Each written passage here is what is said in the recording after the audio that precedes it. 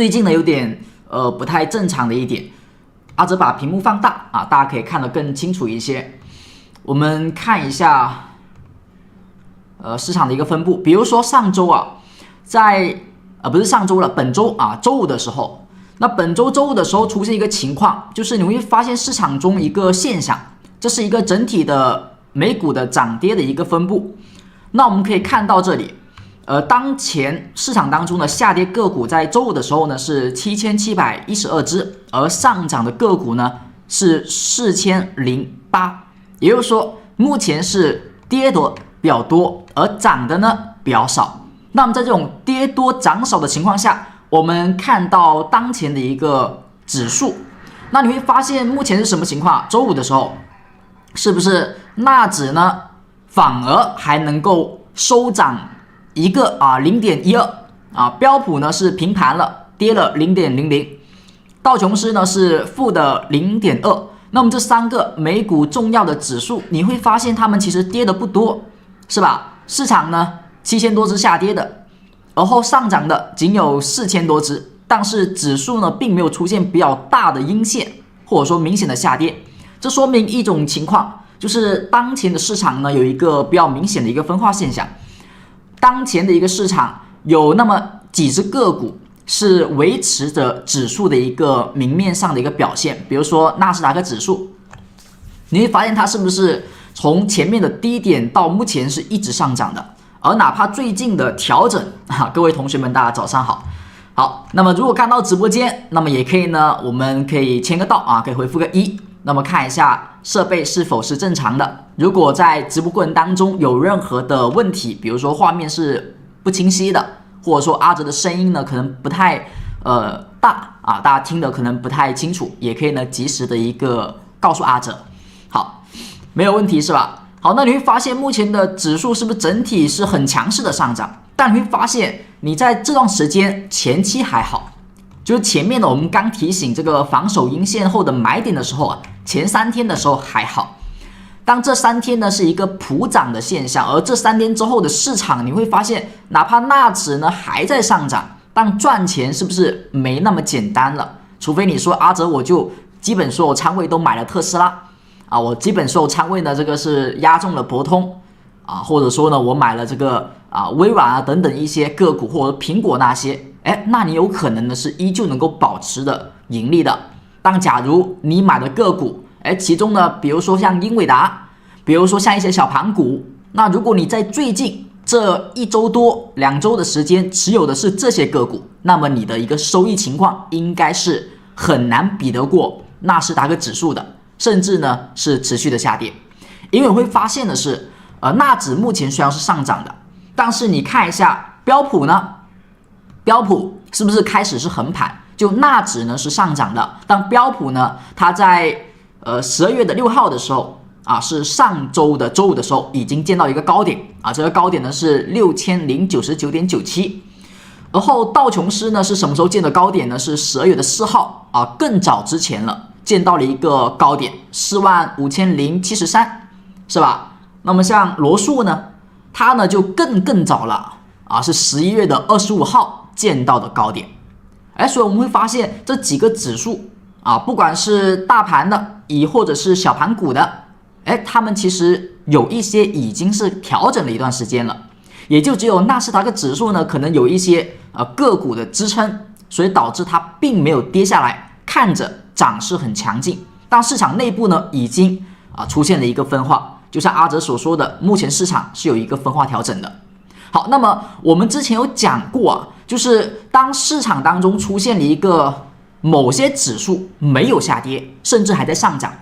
而有些指数呢其实已经出现了调整下跌，那这种现象是好的呢还是不好的你觉得是好的还是不好的？如果觉得是好的，你可以回复个8如果觉得不太好是一种坏的现象，可以回复一个9就是目前你所看到的有些指数呢早就见了高点下跌了，有些指数呢还在上涨，是吧？像纳指它周五的时候又创了新高，那这种情况下是好还是不好？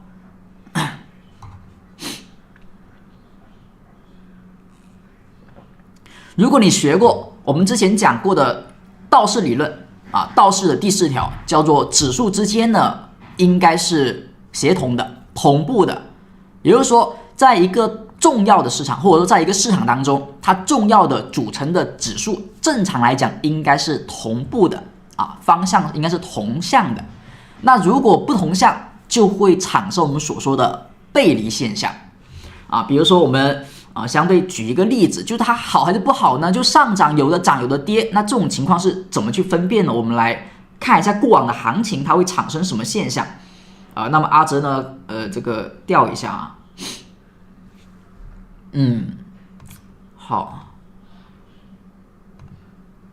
好，比如说我们看到这里，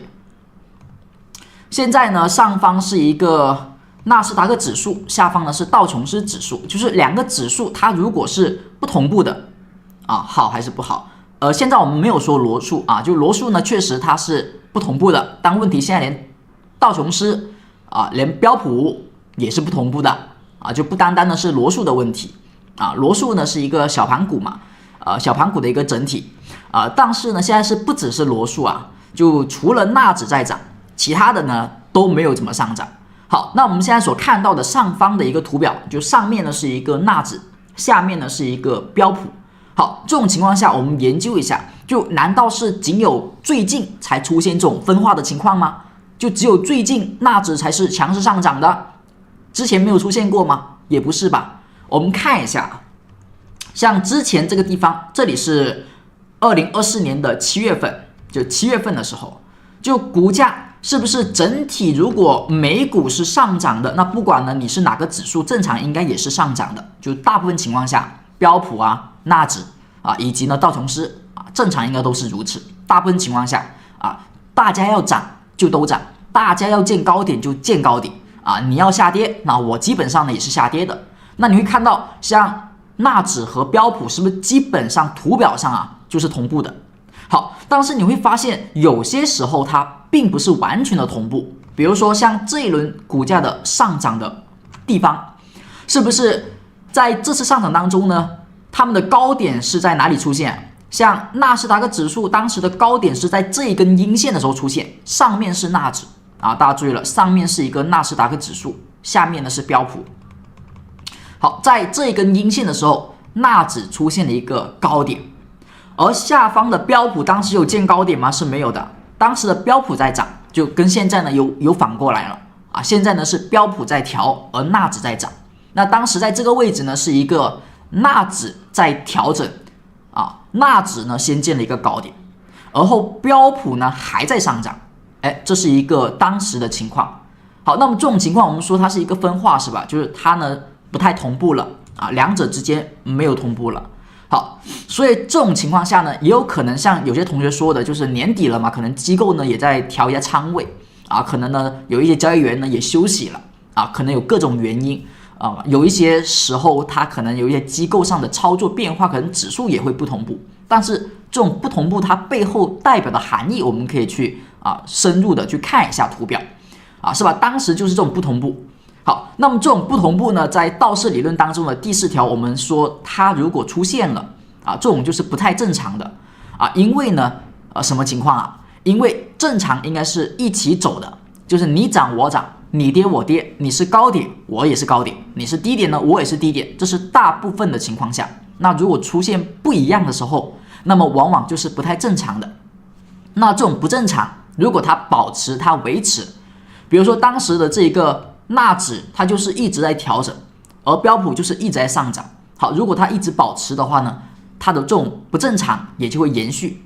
这个在道氏理论当中叫做背离的现象，就是指数当中背离的现象。好，那背离的话会发生什么呢？上涨当中如果出现了背离，那么一般预示着风险啊，因为它其实也说明了，在当时上涨的时候呢，有某一个指数出现了拖后腿的情况啊，你们都在涨，有一个指数先下跌了，先调整了，这说明什么呢？说明那一个指数里面的资金是不是提前于其他的板块，提前于其他的指数行业，提前有所资金的流出。